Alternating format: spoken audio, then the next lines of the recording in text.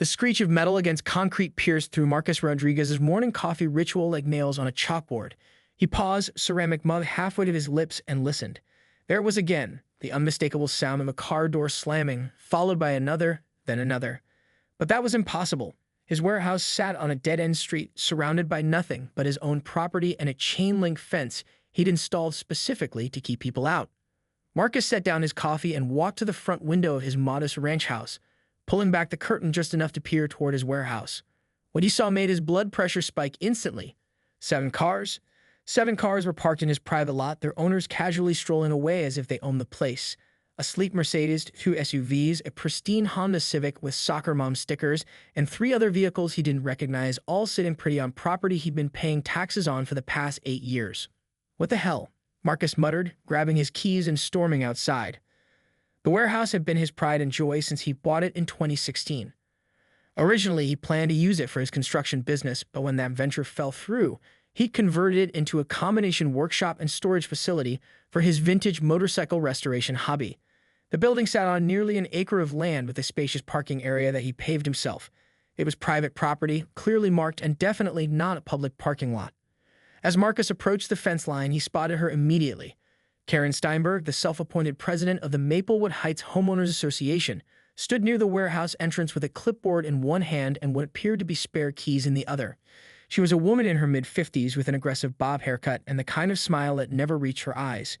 Karen had made it her personal mission to control every aspect of their neighborhood, despite the fact that Marcus' property technically sat just outside the HOA's jurisdiction. "Excuse me," Marcus called out, his voice carrying across the lot. "What exactly is going on here?" Karen turned with that practiced smile of hers, the one she used when she was about to deliver news that would ruin someone's day. "Oh, Marcus. Perfect timing. I was just explaining to everyone how generous you've been, offering up your unused parking space for community use." Marcus felt his jaw drop. "I'm sorry. What? I never offered anything to anyone." "Well, not directly," Karen said, walking toward him with purposeful strides. "But the HOA board met last week, and we determined that since your warehouse has been sitting empty for months with all this wasted parking space, it would be beneficial for the community if we could utilize it during our peak parking hours." "Peak parking hours?" Marcus repeated, struggling to process what he was hearing. "This is private property, Karen. You can't just decide to use someone else's land because you think it's underutilized." Karen's smile tightened slightly. "Actually, according to the county records, your property borders our HOA community, which means certain community benefit clauses could apply. Besides, it's not like you're using it for anything important." The casual dismissal of his property rights hit Marcus like a slap. He looked around at the cars again, knowing how their owners had simply vanished, presumably walking to their destinations as if his warehouse was their personal park and ride facility. "How did you even get access?" Marcus demanded. "This property is fenced and locked." Karen held up a key ring triumphantly. "Mrs. Henderson from the coffee shop mentioned you'd given her a spare key when you had those plumbing issues last month. I simply explained the situation, and she was more than happy to help facilitate this community initiative." Marcus's hands clenched into fists. Mrs. Henderson had been doing him a favor, accepting packages when he wasn't home. He never imagined that simple act of neighborly trust would be weaponized against him by someone like Karen. "This is trespassing," Marcus said firmly. "I want these cars gone now." Karen's expression shifted from fake sweetness to barely concealed irritation. "Marcus, you're being unreasonable. These are your neighbors, your community members. Surely you can spare a little unused space for the greater good." As Marcus stood there, watching more cars pull into his lot, he realized this wasn't just about parking. This was about power, control, and Karen's belief that she could steamroll anyone who didn't fall in line with her vision of community management. He had no idea that Karen's small act of territorial aggression was about to unleash a chain of events that would leave half the neighborhood walking home in their designer shoes and Karen herself learning a very expensive lesson about property rights. The war had officially begun. 3 days later, Marcus arrived at his warehouse to find 12 cars crammed into his lot like sardines in a can. 12. The situation had somehow gotten worse, not better, despite his heated confrontation with Karen. Worse still, someone had clearly been inside his warehouse. He could see fresh footprints in the dust near his vintage Harley-Davidson, and one of his workbenches had been moved. Marcus's phone buzzed with a text message. It was from his neighbor, Jeff, who lived 2 houses down. "Do saw Karen handing out copies of your warehouse key at the community center yesterday. Thought you should know." The blood drained from Marcus's face. She was distributing his keys. Karen Steinberg was literally giving away access to his private property like she was Santa Claus handing out Christmas presents. Marcus stormed toward the Steinberg house, which sat prominently at the corner of Maple and Oak Street like a fortress of suburban authority. Karen's perfectly manicured lawn and her collection of seasonal yard decorations made it clear that this was the home of someone who took neighborhood appearances very seriously. He found Karen in her driveway, washing her Mercedes with the kind of methodical precision that suggested she approached everything in her life with military efficiency. She looked up as Marcus approached, and her expression immediately shifted to that patronizing smile he was beginning to hate. "Marcus, how nice to see you again. I hope you've had time to think about our conversation the other day." "I've had time to count 12 cars in my lot this morning," Marcus said, his voice dangerously quiet. "And I've had time to hear from neighbors that you've been making copies of my key and handing them out like party favors." Karen turned off her hose and faced him fully, crossing her arms. "The community response has been overwhelmingly positive. Everyone is so grateful for the additional parking, especially during soccer season. The Hendersons mentioned they were able to make it to little Timmy's game on time for the first time all month." "Karen, listen to me very carefully," Marcus said, stepping closer. "That is my property. Those are my keys. You have no legal right to give anyone access to my land, my building, or anything else I own." Karen's smile faltered slightly, but her tone remained condescending. "Marcus, I understand you're upset, but sometimes we need to think beyond our own immediate needs. This is about community building, about neighbors helping neighbors. This is about theft." Marcus shot back. "You stole my key from Mrs. Henderson under false pretenses. You trespassed on my property, and now you're distributing access to my private land without my consent. In most states, that's called breaking and entering, criminal trespass, and conspiracy." For the first time since he'd known Karen, Marcus saw a flicker of uncertainty cross her face, but it was quickly replaced by defensive anger. "You're being dramatic," she said, her voice taking on a sharp edge. "It's not like you're using the space. Your warehouse has been sitting empty for months. All we're doing is making sure community resources are being utilized efficiently." "Community resources?" Marcus felt his voice rising. "It's not a community resource, Karen. I bought it. I pay taxes on it. I maintain it. It's mine." Karen set down her sponge and moved closer, her voice dropping to a threatening whisper. "You know, Marcus, there are a lot of ways the HOA can make life difficult for residents who don't want to be team players. Property value assessments, noise complaints, code violations. We have a lot of tools at our disposal for people who refuse to work with us." The threat hung in the air between them like a noxious cloud. Marcus stared at her, processing the fact that she'd just openly threatened to use her HOA position to harass him if he didn't comply with her illegal appropriation of his property. "Are you seriously threatening me right now?" Marcus asked. "I'm explaining reality," Karen replied smoothly. "This neighborhood works because people cooperate. People who don't cooperate sometimes find that their neighbors are less accommodating." Marcus felt something shift inside him. Up until this moment, he had been angry, but still willing to try reasoning with her.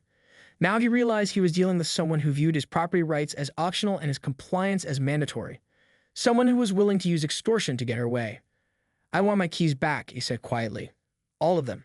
And I want every car out of my lot by tomorrow morning." Karen laughed, actually laughed. "Or what? You'll call the police? Good luck with that. Officer Martinez lives in the neighborhood too, and he's been very grateful for the extra parking during his night shifts." The revelation that even the local police were benefiting from her scheme made Marcus's head spin. Karen had systematically turned his property into a neighborhood parking lot and had apparently co-opted everyone from coffee shop owners to police officers into her conspiracy. "This isn't over," Marcus said, turning to leave. "You're right," Karen called after him. "It's not, because tomorrow I'm scheduling a community meeting to discuss formalizing this parking arrangement. We're going to make it official." As Marcus walked back toward his house, his mind was racing. Karen wasn't just stealing his property. She was trying to legitimize the theft through some twisted version of community democracy. She actually believed she could vote away his property rights if she got enough neighbors to agree with her. Marcus pulled out his phone and started scrolling through contacts. If Karen wanted to make this official, he would be ready for her. But first, he needed to understand exactly what legal ground he was standing on. As he reached his front door, Marcus looked back toward his warehouse and saw 2 more cars pulling into the lot. A white Honda and a red pickup truck, their drivers chatting casually as they locked up and walked away. Karen had declared war on his property rights. Now it was time for Marcus to learn the rules of engagement. Marcus spent the next 48 hours transforming himself from an angry property owner into a legal strategist.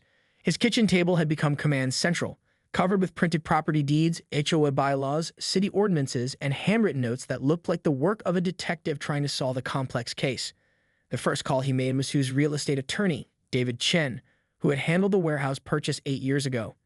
David listened to the entire story with the kind of professional calm that comes from hearing every possible variation of neighbor disputes.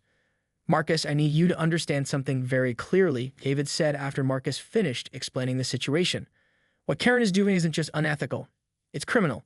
She's committed trespass, theft, conspiracy, and potentially extortion. But more importantly for your situation, she's about to learn a very expensive lesson about property rights." David explained that Marcus's warehouse sat in what was called a boundary-adjacent zone, technically outside the HOA's jurisdiction, but close enough that Karen had apparently convinced herself she had some kind of authority. She didn't. "The beauty of your situation," David continued, "is that you have absolute rights here. It's your property, you have clear title, and every single car parked there without your permission is trespassing.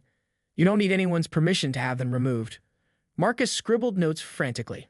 "But what about the community meeting she's planning?" David chuckled. "She can hold all the meetings she wants. She could get every single person in the neighborhood to vote that your property should be used for parking, and it wouldn't matter legally. You can't vote away someone's property rights. That's not how ownership works." The second call Marcus made was to Rodriguez Towing, a family-owned business run by his cousin Miguel. Miguel had been in the towing business for 15 years and had dealt with every possible scenario involving illegally parked cars. "Primo, you're telling me these people just decided your property was their personal parking lot?" Miguel asked, his voice filled with disbelief and amusement. "That's exactly what I'm telling you. And this Karen woman is threatening you if you try to stop it. She threatened to use the HOA to make my life miserable." Miguel was quiet for a moment, then burst into laughter. "Marcus, do you realize what you're sitting on here? This isn't just about getting cars towed. This is about teaching an entire neighborhood that property rights aren't suggestions." Miguel explained the process. Marcus would need to post proper "no parking." Violators will be towed signs on his property. Wait the legally required 24 hours, then Miguel could remove any vehicles parked there without permission. The cost would be entirely on the car owners. Towing fees, storage fees, and administrative costs that could easily run $300, $500 per vehicle. "But here's the beautiful part," Miguel added. "If you really want to send a message, we wait." Friday evening arrived with the kind of crisp autumn air that made everything feel electric with possibility. Marcus positioned himself at his kitchen window at 6:45 p.m., coffee in hand, watching the show begin. Just as he had predicted, cars started flowing into his warehouse lot like water, finding the path of least resistance. First came Karen's Mercedes, taking the spot closest to the warehouse entrance as if she owned the place. Then the Henderson's SUV, followed by the Johnson's minivan, Officer Martinez's pickup truck, and a steady stream of sedans, hatchbacks, and crossovers. By 7:10 p.m., Marcus counted 23 vehicles crammed into his lot, their owners chatting cheerfully as they walked toward the community center to vote on the permanent theft of his property. Marcus picked up his phone and called Miguel. "It's showtime, Primo. 23 cars, all illegally parked. Owners are all at the community meeting." "We're 2 blocks away," Miguel replied, and Marcus could hear the rumble of diesel engines in the background. "Give us 15 minutes to get set up, and the fun begins." Marcus had spent the week preparing meticulously. That no parking.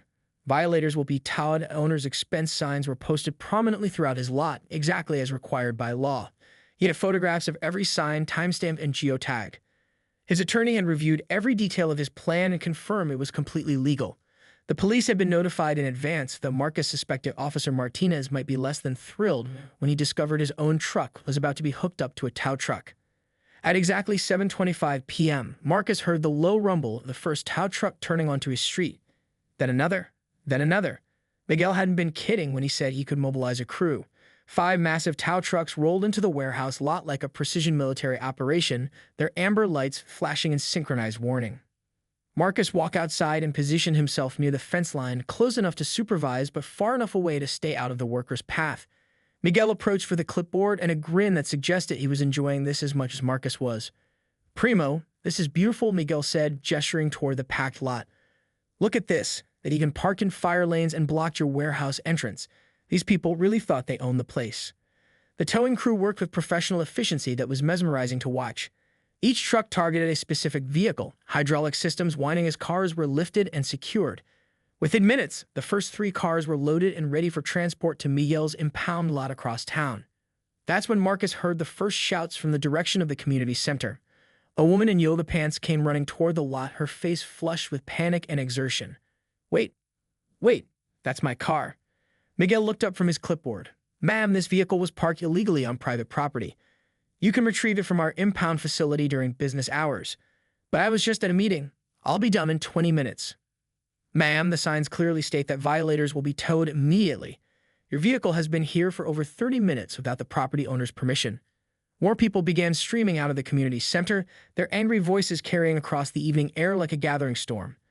Marcus watched as neighbors he'd known for years discover their cars either already gone or in the process of being loaded onto tow trucks. Then he saw her.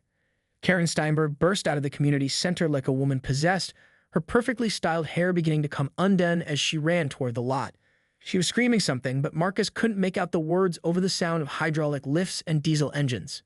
"Stop. Stop this right now," Karen shrieked as she reached the fence line. "You can't do this. These people are at a community meeting." Marcus stepped forward, his hands in his pockets, his voice calm and measured. "Actually, Karen, I can do this. It's my property." "This is insane. These are your neighbors. We were voting on a compromise." "You were voting on whether to seal my property permanently," Marcus replied. "The answer is no. It's always been no. It will always be no." Karen's face was turning an alarming shade of red. "I'm calling the police." "Good idea," Marcus said, pulling out his phone. "Officer Martinez, right? Oh wait, that's his truck being loaded onto truck number 3. As if on cue, Officer Martinez came jogging toward them in his civilian clothes, his expression a mixture of disbelief and embarrassment. "Marcus, come on, man. This is my personal vehicle. I wasn't on duty." "And it's my personal property," Marcus replied evenly. "Being on duty or off duty doesn't change the fact that you were trespassing."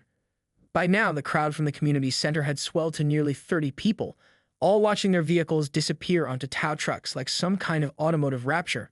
The mood was shifting from panic to anger, and Marcus could feel the tension building. Karen turned to address the crowd. "This is exactly the kind of selfish behavior we were talking about. Marcus Rodriguez cares more about an empty parking lot than about community cooperation." "Community cooperation?"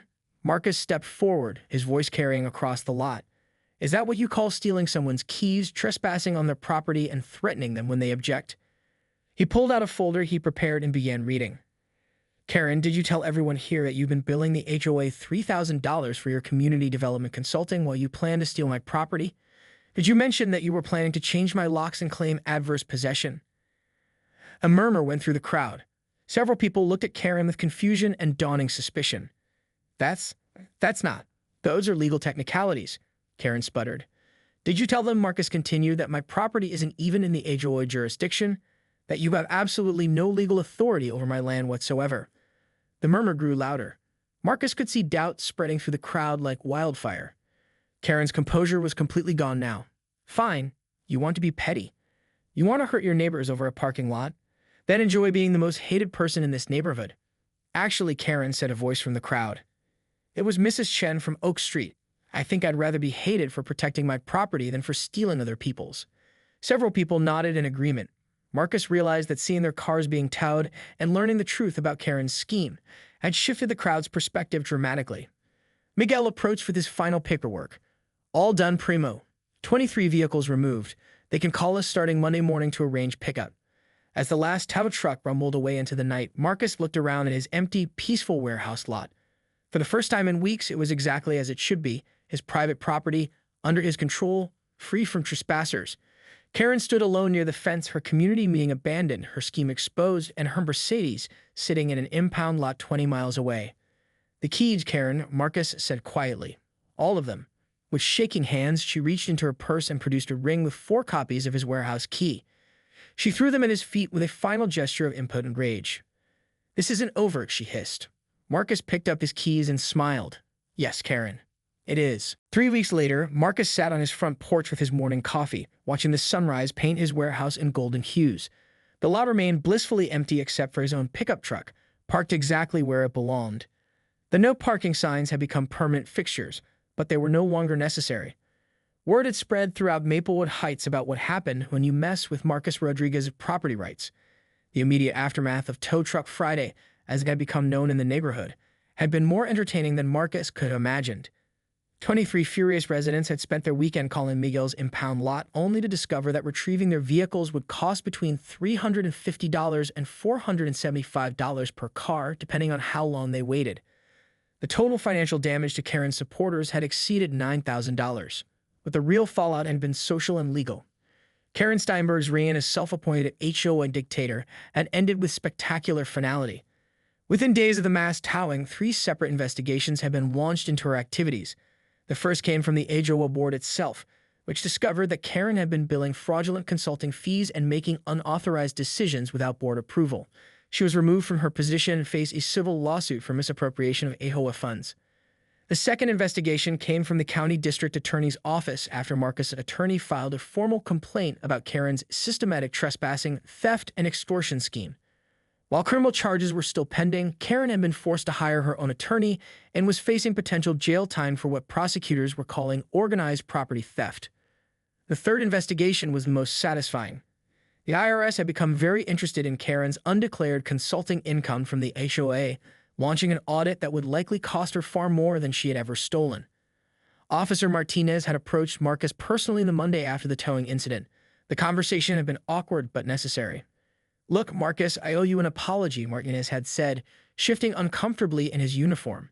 "I got caught up in the convenience of free parking and didn't think about what I was really doing. That was your property, and I had no right to use it." Marcus had appreciated the honesty. "I get it, Tony. But you understand why I couldn't make exceptions, right? If I let it slide for you, Karen would have used that against me." Martinez nodded. "Actually, I'm glad you didn't. Made me realize I was being part of the problem. For what it's worth, Karen tried to file a harassment complaint against you after the towing. I told her that enforcing your property rights isn't harassment, it's just property ownership." The neighborhood dynamics had shifted dramatically in Marcus's favor. Mrs. Shen had started a petition to formally censure Karen's behavior, which 60% of residents had signed. The Hendersons had apologized and brought Marcus a homemade apple pie. Even some of the people who had their cars towed admitted they understood why he'd done it. But perhaps the most satisfying development had been the complete collapse of Karen's parking scheme. Without her keys to Marcus's warehouse and with her credibility destroyed, she had lost all leverage in the neighborhood. The community parking initiative died along with her HOA presidency. Marcus's phone rang, interrupting his peaceful morning reflection. It was David Chen, his attorney. "Marcus, I have news. Karen's attorney contacted us yesterday with the settlement offer." "What kind of settlement?" "She's offering to pay for all the towing costs for everyone who got towed, plus damages to you for trespassing and harassment. We're talking about $15,000. Marcus nearly choked on his coffee. "She wants to pay me $15,000. Her attorney is trying to avoid the criminal charges and the IRS audit. They think if she makes financial restitution, it might help her case. Of course, accepting the settlement doesn't prevent the criminal prosecution, but it would resolve the civil matters." Marcus thought about it for exactly 3 seconds. "Tell her attorney that I'll consider this settlement under one condition." "What's that?" "She has to post a public apology in the neighborhood newsletter, admitting what she did and acknowledging that she had no right to use my property. I want it in writing, distributed to every house in Maplewood Heights." David chuckled. "That's going to hurt her pride more than the money." "Good. Pride is what got her into this mess in the first place." 2 days later, Marcus opened his mailbox to find the monthly Maplewood Heights community newsletter. On page 2, and box outlined in black like an obituary, was Karen's public apology. "I, Karen Steinberg, apologize to Marcus Rodriguez and the Maplewood Heights community for my inappropriate actions regarding Mr. Rodriguez's private warehouse property. I had no legal right to access, use, or distribute keys to his property. I should not have threatened Mr. Rodriguez when he objected to the unauthorized use of his land. I take full responsibility for the financial consequences that residents face as a result of my actions. Property rights are fundamental, and I failed to respect them. I am deeply sorry for the disruption and expense I caused to our community." Marcus read the apology 3 times, savoring each word. Then he walked outside and found Jeff waiting by his mailbox, newsletter in hand. "Did you see this?" Jeff asked, grinning. "Just read it. Man, she must have hated writing every word of that." Marcus looked across the street toward Karen's house. The for sale sign had gone up the previous week. According to neighborhood gossip, Karen and her husband were moving to a condo in another county, far away from HOAs and property disputes. "You know what the funny thing is?" Marcus said to Jeff. "If she had just asked politely if a few people could occasionally park there during emergencies, I probably would have said yes. But she decided to steal first and ask permission never." Jeff shook his head. "Some people think the rules don't apply to them until reality comes calling." That evening, Marcus stood in his warehouse working on his 1978 Harley-Davidson restoration project. The building was quiet, secure, and completely under his control. His tools were where he'd left them, his motorcycle parts were undisturbed, and most importantly, his property rights were intact. He heard a car pull into his lot and tensed for a moment, then relaxed when he saw his cousin Miguel getting out of his truck. "Primo, how's retirement treating you?" Miguel called out, referring to Marcus's newfound fame as the man who defeated an HOA tyrant. "Can't complain," Marcus replied.